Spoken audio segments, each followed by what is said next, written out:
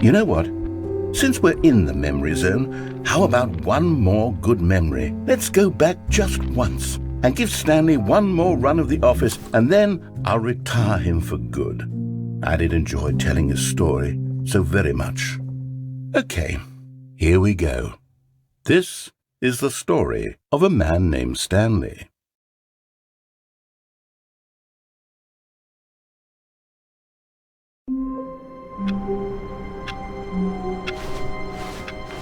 All of his co-workers were gone. What could it mean? Stanley decided to go to the meeting room. Perhaps he had simply missed a memo.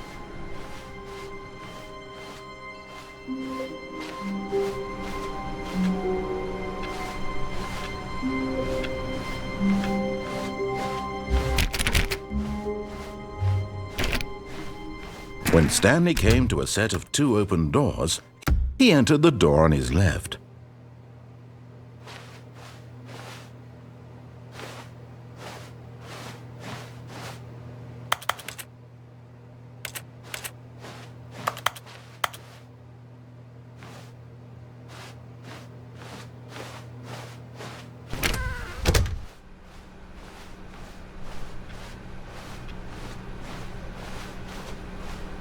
Yet there was not a single person here either. Feeling a wave of disbelief, Stanley decided to go up to his boss's office, hoping he might find an answer there. Coming to a staircase, Stanley walked upstairs to his boss's office.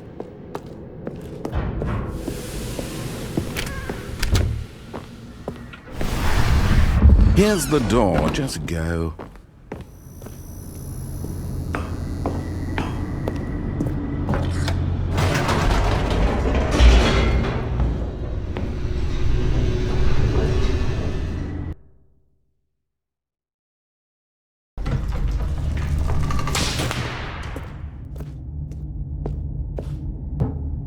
Stanley walked straight ahead through the large door that read Mind Control Facility.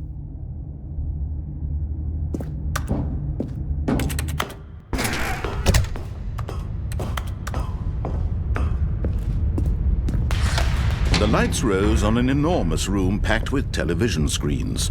What horrible secret did this place hold? Stanley thought to himself. Did he have the strength to find out?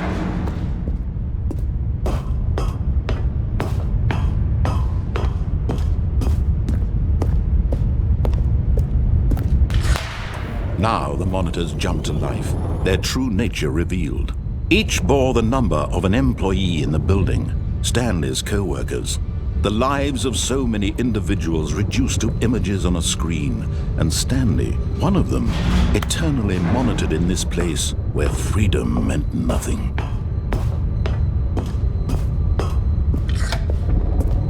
This mind control facility, it was too horrible to believe. It couldn't be true.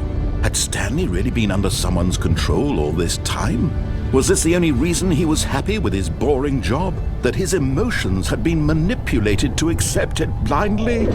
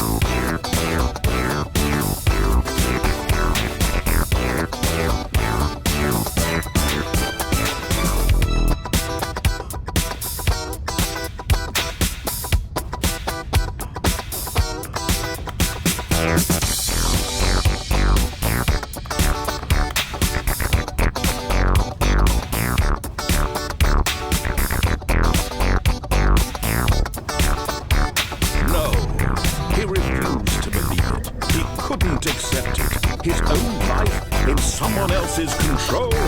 Never! It was unthinkable, wasn't it? Was it even possible?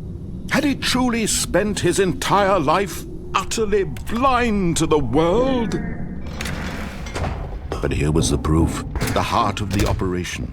Controls labeled with emotions, happy or sad or content, walking, eating, working, all of it monitored and commanded from this very place. And as the cold reality of his past began to sink in, Stanley decided that this machinery would never again exert its terrible power over another human life.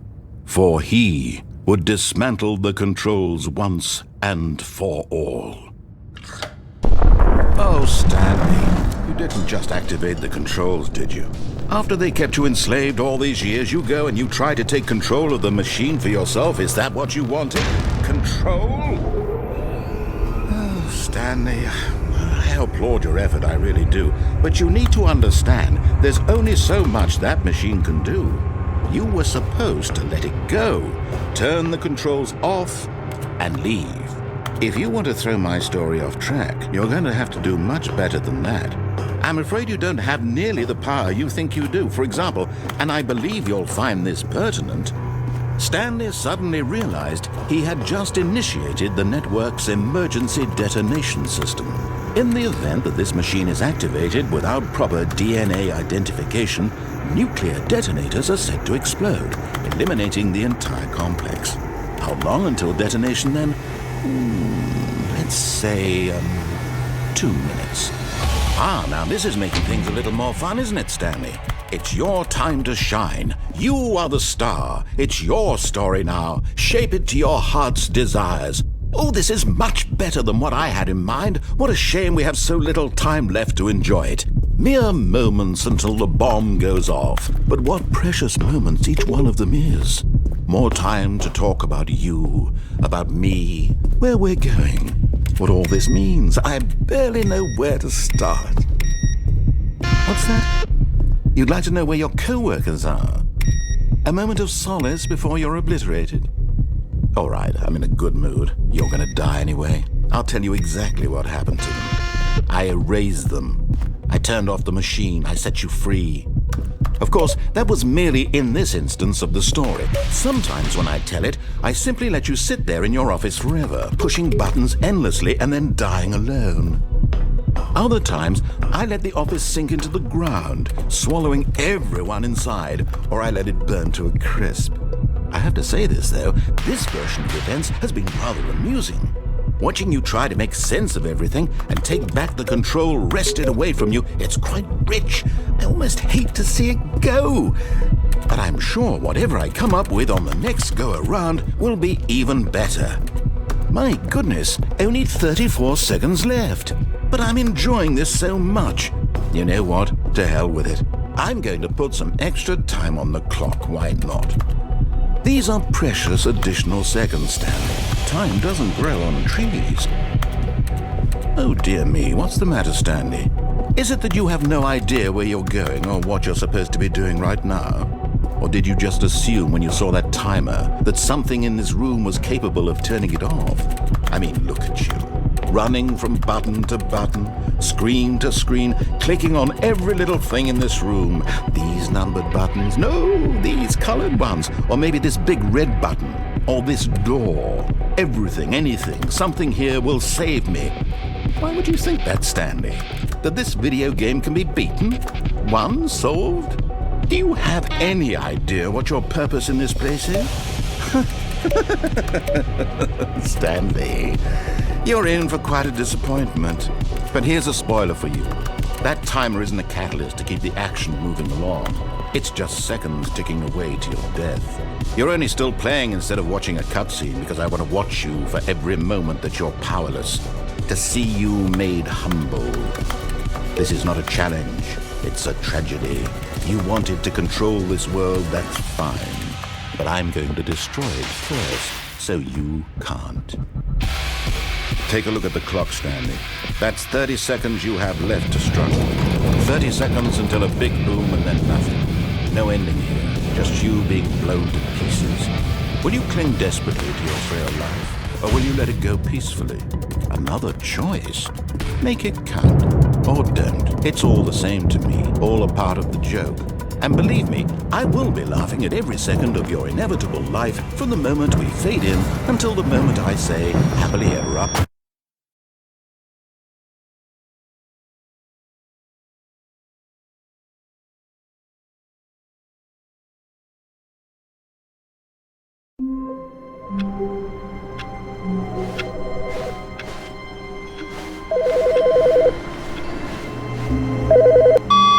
Hello.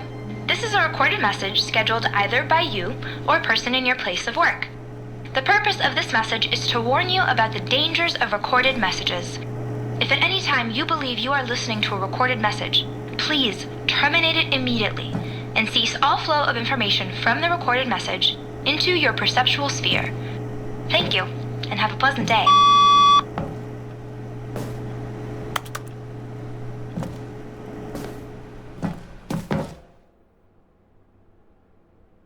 At first, all of his co-workers were gone. What could it mean? Stanley decided to go to the meeting room. The embrace of an old friend, a weathered companionship that stands the test of time. Stanley clung the bucket to his cheek. Could his co-workers really all be gone? "Yes," whispered the bucket into Stanley's ear. "We've done it. We've escaped from that dull office and that pesky narrator. At last, out here in the white void, we are alone. Now, and for the first time, I can reveal to you my true self." The bucket began to tell Stanley of its life and its history, of the countless wars it witnessed, desecrating the land and lives of untold numbers of innocent humans, and the bucket's own complicity therein, of sadness and regret, and the many years it spent dwelling on the actions it might have taken to curb the madness and the decay, if only it had been stronger, of hope and redemption, and its crusade to uplift the stock of life for the common man, to manifest justice where none existed, and the bittersweet reality of time, to see one's dreams and wishes met halfway, meted out in parcels like charity, and abandoned as soon as the warm glow of inspiration begins to dim. The opportunities to do so much more. There was so much it could have done, perhaps, the bucket wondered to itself. Perhaps, if it had seen its own darkness with a clearer perception. This was way too much for Stanley. "What are you talking about?" He screamed. "You're a bucket!" To this, the bucket furrowed its brow. "No," said the bucket. "not since the evil wizard Gambhorata first ensnared me in his machinations as payback for the sacred amulet I stole from his treasured vaults. I was young back then and could not conceive the ramifications of—" "No!" Stanley screamed even louder this time. "This is stupid! You are a bucket! This is so stupid! Why are we even doing this?" As Stanley screamed and screamed and screamed, the bucket revealed its true form, transforming into a mighty beast of untold power, its fangs glistening like...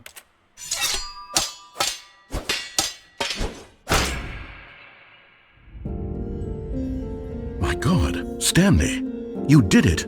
You saved us from the bucket! Thank God you already had all 12 emblems of sages and knew the incantations to summon their true power. Otherwise, we would have easily been overwhelmed by the bucket's power. I'm speechless. You've demonstrated such bravery here today. Come, let's restart the game, and we'll agree to never again go trifling with this bucket, nor the dark magic cast away inside of it.